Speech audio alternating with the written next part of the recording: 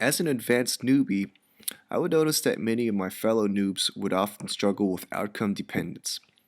They would often go into the field and get discouraged after just around 2 or 3 blowouts. And this was really frustrating to watch, mainly because it usually takes me around 5 or 7 sets just to get warmed up. I guess depends on the night.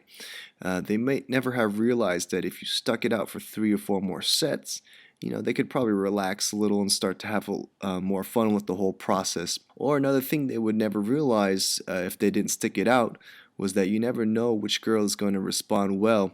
So you should keep approaching to find, the girls that you have some chemistry with. This inspired me to make this little video, what to expect as a noob. Obviously, it wouldn't totally eradicate approach anxiety forever, but I hope by having a realistic expectation of what the learning process of game will be like, it can help alleviate some of the frustration of a blowout. It may seem frustrating to a newbie that will learn a new tactic or frame, get very excited about it, and try it in the field and just go home empty-handed.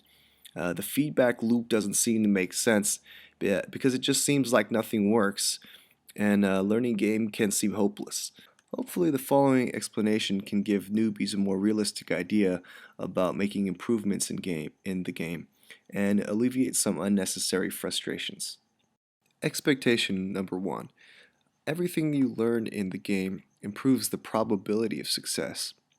Now, when you hear a video about Tyler telling you to become outcome dependent, or hear some advanced techniques by Julian calling girls a deadbeat white trash whore, these ideas will get positive responses on a certain percentage of sets.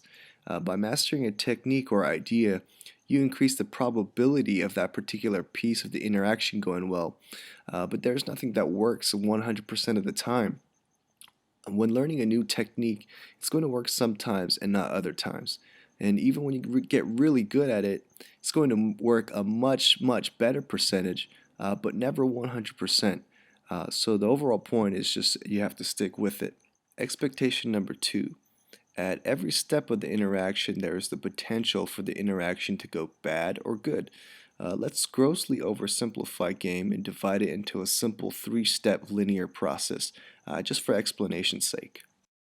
At the first stage of the interaction, a newbie will probably experience many rejections. People with lock on me. Yes. That was amazing. That was But if he opens enough sets, he will eventually be able to move to the next part of the interaction.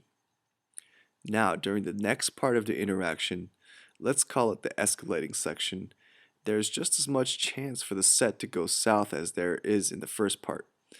The more experience you have, of course, the more likely you can get past here, but more likely, the newbie will face rejections here as well. It's the block at the other end.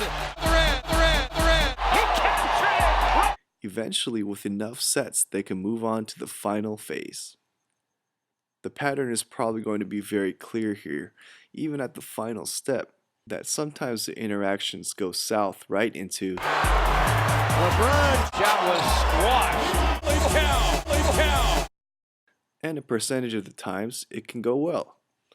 I think a lot of newbies will make progress in the game and advance through the steps, but will feel like they're not getting better because they judge the entire outcome on whether or not they make it to the end. We should give ourselves credit for the progress we are making and also learn from the lessons to keep advancing to the end. Even when you get more advanced, your percentage will go up at each step, but even the best can lose at any step of the way. It's just part of the game, and you have to learn to embrace that uncertainty, to eventually become a champion. The moral of the story is to keep on doing sets and let the reference experiences take you to the promised land.